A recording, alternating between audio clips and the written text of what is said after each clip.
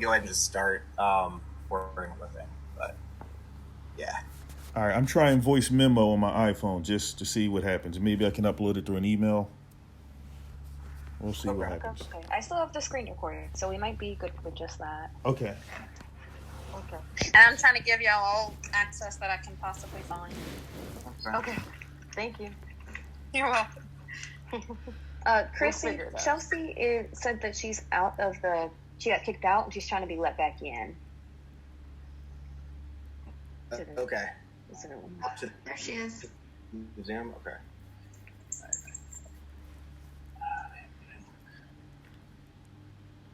All right. So is the plan? The game plan is we need to pick another issue, right? Since we already have one. Yeah. So I mean, I guess everybody like made an issue or whatever. And if anybody who feels really strongly about their issue, like I kind of just whiffed. Like, is there? We each have to give 2, and then we choose the top 3. Yeah, I think that's a good way of doing it. So who wants to be like the leader for it to like go through the issue? I actually have an issue that I kind of looked at, and I looked at Louisiana and I looked at Florida. And in Florida, we have the compulsory mental health issue. It's called the Baker Act in Florida. Mm-hmm. And I've had some personal experience with this with my 17-year-old son. And the Baker Act, where it became really important to me is that the Baker Act in Florida does not distinguish between pediatric and adult. And one of the biggest issues that I had with our experience was local law enforcement.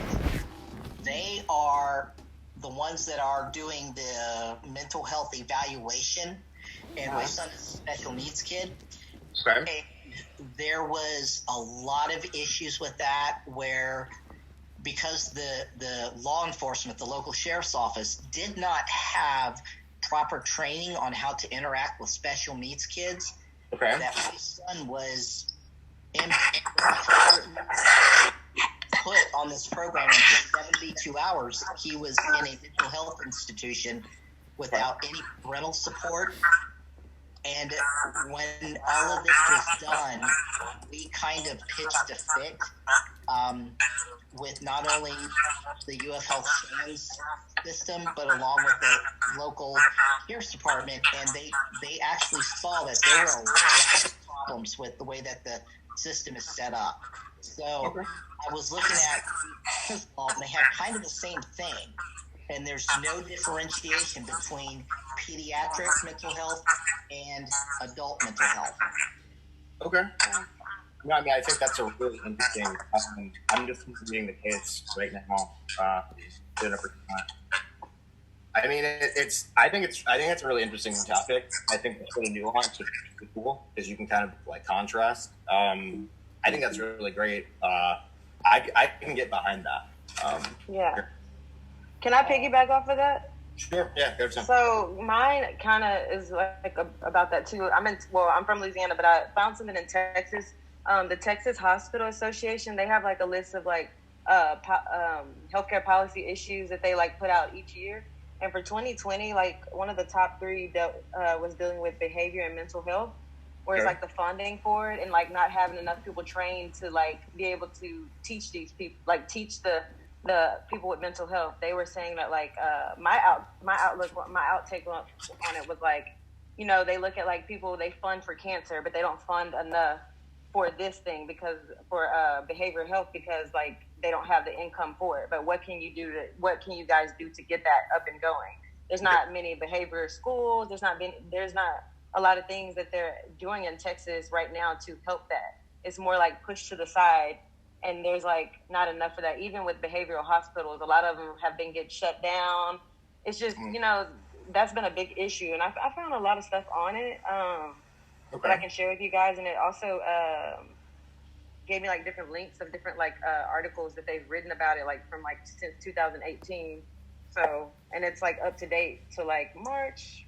Yeah, it's been updated since April and March. So, like, the challenges with behavioral health and mental health issues in Texas that they aren't, like, following through with. So, okay, yeah, no, I think something, yeah. I think that's definitely, like, integrating those two things are really, I think dealing with mental health and funding is really important in how it's being addressed. My kind of stuff on the Google Docs, like I said, kind of riffing, but I mean, it really dealt with Medicare subsidies and, basically how that's being allotted, which does affect mental health allocation. And specifically, Louisiana operates on Napoleonic Code, which deals with, if you guys know a little bit about the law.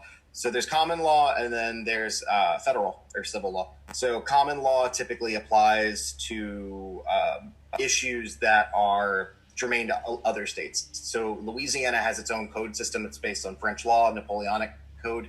It's based parish to parish, and this affects essentially, my understanding at least, is, I'm by no means a Napoleonic law scholar, but my understanding is each parish has its own regulatory function, and that allows different health practitioners to kind of set certain regulations within their own domain. Now, they do have responsibilities to insurance companies and out of the state, but within their own domain, they can kind of choose to how they're going to document. If they're going to use electronic medical records, they're going to keep it by hand, and that's a little non-standard because a lot of other states do keep that as part of both their criminal and civil law on top of it just being litigatory, whereas here kind of hit or miss in Louisiana. So, I thought that was kind of an issue. I thought it needed to be addressed where there has to be a middle ground with respecting the traditions, the laws of the state. That's fine and dandy, whatever. But I think the bigger issue that comes up with that is it has to be integratable into a greater societal impact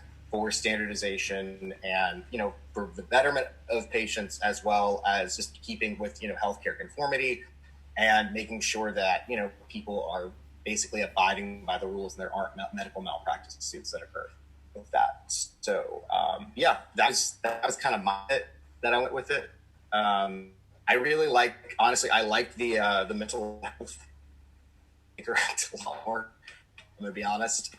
But does anybody want to jump in? Yeah, sure. I'll say something. Since you have a strong background, Cyrus, in law, for this project, I'm good with anything. Whatever we can find the most information on and we're all cool with, I'm okay with anything. My two things were the Affordable Care Act, since it's kind of uncertain, prescription drugs is a problem once Medicaid and Medicare, once the two parties decide what they're going to do if they're not going to support it. So each state is going to be left on their own. That was just one of the things I looked at, but I'm totally fine with anything. All right, so ACA, what's your, again, this is like open discussion, so how do you feel about the ACA? Like, how would you rectify with the ACA? How, if you had to take a stab at it? I would just make it universal. I mean, first thing, since we're doing this assignment, I guess we're all going to just pick Louisiana for our state. That way, since we're all kind of different, should we just pick Louisiana? I think Louisiana, because that's the common ground. Sure. If we keep it to the southern region, we can apply a lot of laws. And I'm happy to pull briefs and kind of like help lay out cases if people can structure it. You guys can listen to me talk because that would help my eyes. But yeah, I don't know. How does everybody feel about Louisiana? We'll take a general consensus. Louisiana, okay? Yeah, sounds good. I'm fine with that. Sure. Because my other issue I saw that you had Medicaid as well, and Texas deals with the same thing. So right, yeah. I mean, I feel like a lot of it coincides, so we won't really miss it if we do Louisiana or Texas. They have like the same stuff almost. Right. So long as we come together with agreeing on one state, and I'm totally fine with anything. I mean, like Medicaid or the mental health, long as there's a lot of topics that we can find easy stuff. Just a lot of research. So, I mean, to make it streamlined and easy, I'm good with anything. So I'm good. I'm good with your idea, Scott, and yours. I think mental health is a great one because you get into criminal law, you get into civil law, you can get a lot of really easy cases and kind of get down on that. When you jump into healthcare policy, it's a lot more hard and fast. So you have to present a lot of different appeal court rulings and like different outside structures, whereas there are a lot of established statutes, which makes it a lot easier to argue for mental health. Because again, that becomes more of an ethical issue versus that of like a beneficence versus maleficence issue. What's in the betterment of the individual versus that of, I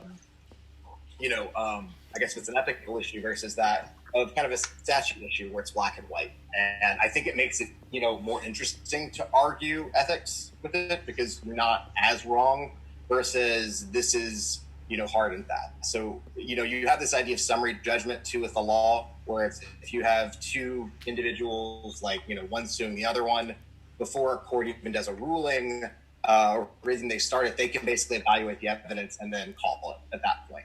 And it becomes a lot easier with hard established statutes to provide a summary judgment, which I think is less interesting. Whereas if you get into court trials and you have both objections and valid points, it does make it easier to argue the Iraq elements and doing all that. So that's just my idea, though. I'm not fixed, y'all.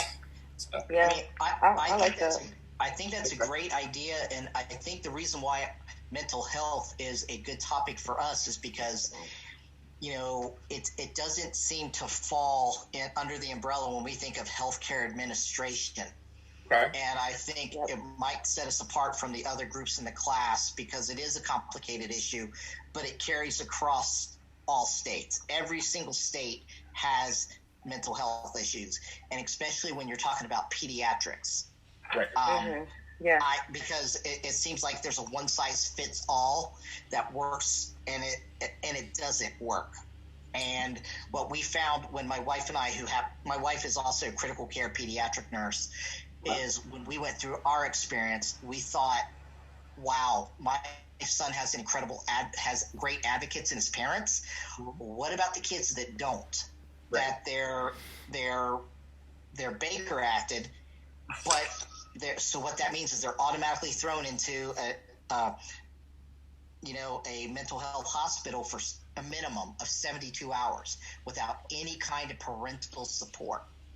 Right. And so that kind of really struck me as something that does not get a lot of attention, but when you think about it, the mental health, how detrimental it can be not to receive good treatment, especially for adolescents. And, we had a rash of suicides in our county the year that all of this happened. And so it was just kind of really striking to us, and it's kind of become my passion, my advocacy thing that I like to do is, there's a lot of kids out there that fall through the cracks. No, and I think that's great. I mean, I think that's, I think ideas like that, advocacy groups, especially things like the Innocence Project and those kind of ideas are really important.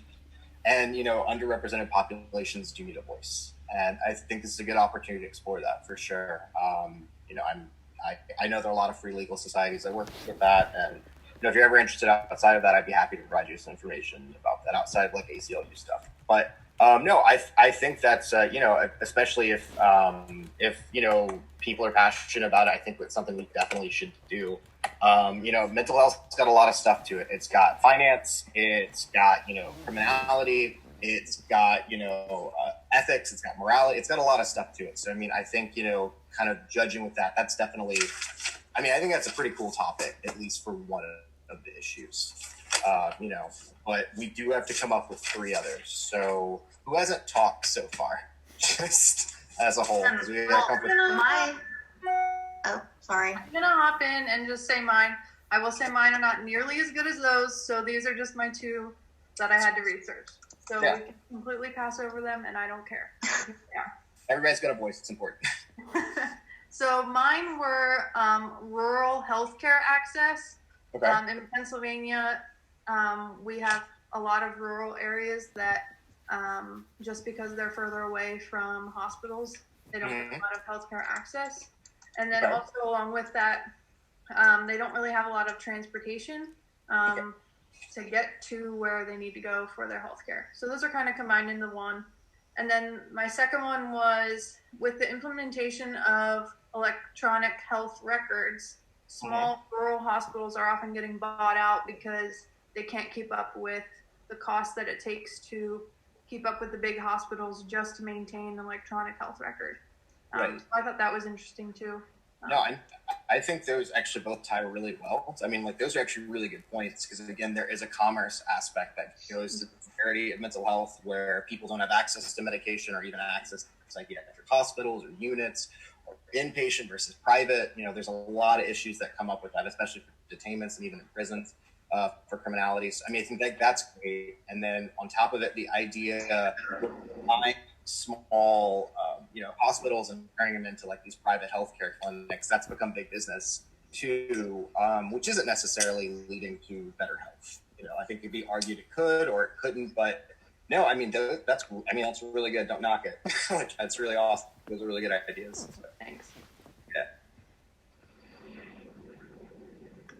Okay, I had two, but one of them I had only found for Texas. I mean, I'm sure it relates in Louisiana too, but I had found one regarding getting better maternal care. So specifically for like low income or Medicaid patients, there's all these records about the mortality rate for labor and delivery and how it's most commonly like cardiovascular or septic and stuff like that. So it was saying that they needed better care prior to delivery. And then I'd also thought about doing postpartum mental health care. Okay. But again, I was looking at Texas. I'm sure that's an issue that could be found in Louisiana also. But I mean, no, I mean, those are. I think the other one I found was about mental health. It was about insurance rates being too high for mental health. So, I think we definitely just kind of spitballing with just the theme of the mental health argument. Definitely can take the idea of postpartum and insurable stuff with that, and then integrate that into how it's not being treated properly or it's not being treated effectively for long-term care. And then, the deterioration rates with patients and the surrounding and all that, like the family members. And then insurance rates, again, that ties back to mental health. Yeah. So, I mean, I think that's, it's all kind of lining up together. I hope somebody's like kind of taking some notes. I'm kind of trying real quick. Well, so is it just my understanding, are we all going in after this and posting in the Google Docs, like our two ideas? Yeah, I thought that'd be great. I didn't know Okay. if somebody like is a great typist. Like I said, I do voice to text, so like I can't talk into the computer and record at the same time. But if somebody's really fast at typing and just does that naturally or enjoys that, like. And if we all just did it ourselves, like it would solve the problem super easy too, because then you'd be able to say exactly what you wanted to say about your topic. Right. Yeah. And we can put them all together, but I definitely see. I know how everybody feels, and I'm not trying to be like the leader guy on that, but the mental health idea, it seems like everybody's kind of hit little key points, and it does create a larger presentation because there's different aspects of it. And I think I do really like the mental health one. I just want to jump in before if we get off of that topic. But one of mine that I found, I don't know, I kind of dug into it, but I don't know exactly too much about it. But I don't know if y'all have seen this. It's called Zero Suicide Initiative. Apparently, it's this strategy that they're trying to come up with to help with suicide. So mine kind of leads into the mental health thing too. So there really is a lot of mental health issues out there that I feel we could pull from. I think that'd be a great answer to how to deal with falling depression rates and that kind of stuff, with a lot of the legal issues, because that's one alternative, and that's a cost-effective program potentially, which would be great. So yeah, no, that definitely adds up. We're getting solutions to the problem, which is good, because that's the idea. So that's, I guess we can say mental health is one big thing. I know we have to put it into three. So does anybody have? Are we supposed to pick one today? I couldn't remember what she had said. I thought we were supposed to talk about come up with the top three. So okay, top three. I think mental health will probably be what we go with, if that's cool with everyone. But let's just kind of hit two more. So is there a second topic that people kind of are passionate about, or they like? Well, my second one, I had kind of researched a little bit about I don't know how y'all feel about this, but the medical marijuana, and it's actually, some of it was for it was. The one that I found was Act 496. Okay. And it's kind of specified towards autism and stuff like that. So I thought that would be interesting, which kind of also goes into the mental health again. It does, yeah. I feel that's one that we could probably find a lot of opinions on and stuff like that. So would you say maybe that's non-traditional treatment for mental health? Yeah, Okay. definitely. So maybe if we said mental health is all about it, the moral ethical regulations. And the second subset would be treatment, an answer to how we would kind of work with that. Things that are being addressed, like both, traditional and the non-traditional and kind of what's going on. And I think that's cool. Does anybody else have we got 2 minutes. You all want to here's just a topic just to make regulating prescription drug pricing. Okay, perfect. Or just to make be like 3, and then we all know we'll go with mental health, but that'll be like the 3 we can, or whatever we want to do. Yeah, I was kind of looking at the cost of cancer treatment. Sure. Especially for the elderly, because it's ridiculous. Yep. It is very high. The only other one I had was the balanced billing that happens a lot in, especially the New Orleans area, with a lot of contracted physicians, and you make an appointment, you don't know that you're going to get charged separately for this doctor because they're contracted and they're not part of the facility that you're setting foot on campus for and going to see. So it's a lot of times a surprise to patients where they get these 2 separate bills. So, actually, there is a law for that. Those facilities are supposed to give you all of that. Yeah, you find the balance billing, but they don't proactively tell you that provider you're going to see is a contracted provider. So that's part of the issue. Like you might go to, say, Ochsner, for instance, and you're going to their urology department. You're thinking all of those physicians work for Ochsner. Well, some of them are contracted and working for Ochsner. So you don't know that this particular doctor you picked, you're going to receive a separate bill for, whereas if you were seeing one of their own physicians.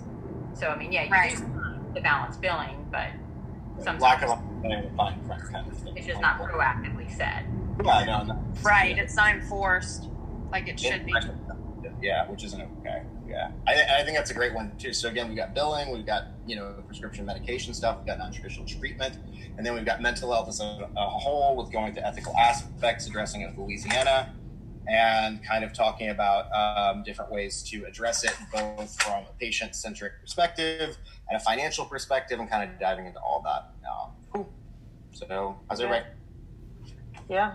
And then if we were to, I guess if we choose the mental health, like you said, there's a lot of stuff that we can choose from that. And even if we were to go into those other topics, Medicaid plays a big role, like into those other two. So either way, I think we're going to be fine. Because like I said, once we put everyone's issues in and the thing, we'll be able to look and see, and incorporate all of that too, because since we all had similar ideas. So great. No, I mean, that works. I think everybody did a great job. I'm sorry I talked a lot. That's not normally what I like to do. I just didn't know at the time it was going to work. So we're okay with it. It's really okay. I'm good with it.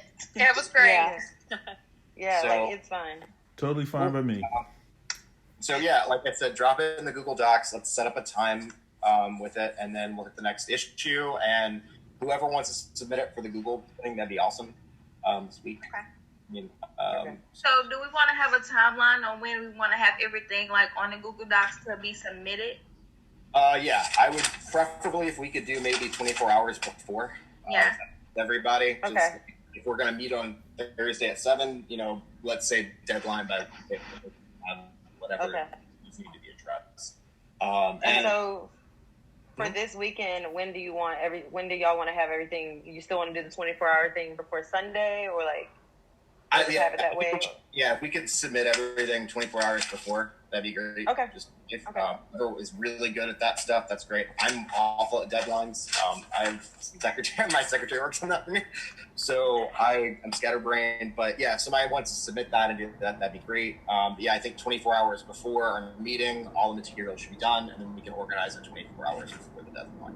And I think that gives everybody. Cool. I'm gonna add my stuff in tonight or in the morning on the Google Doc. So that way we can have it in that way. Perfect. We can look at it that And so we want to focus on Louisiana because I'm in Georgia, so. And I'm in Texas. We can provide statutes and stuff from southern states because again, there is a lot of crosstalk. So again, we want to look at the districts. I think Florida, South Carolina, and Georgia are all within one. So one legal district. I should be able to get that.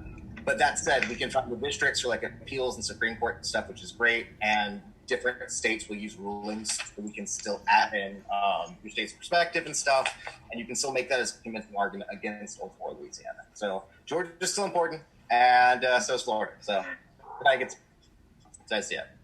So Okay. Okay, I don't mind submitting it. okay, I can do that. Okay. cool. Thank you. You're welcome. Thank you very much. Thank you, Yes, everyone. thank you. You're welcome. All right. So yeah, And y'all want me to submit the video? if you don't mind. The video recording? Yeah. Okay. Yes, please. No worries. Thank y'all. Yeah, Lastly, thank you.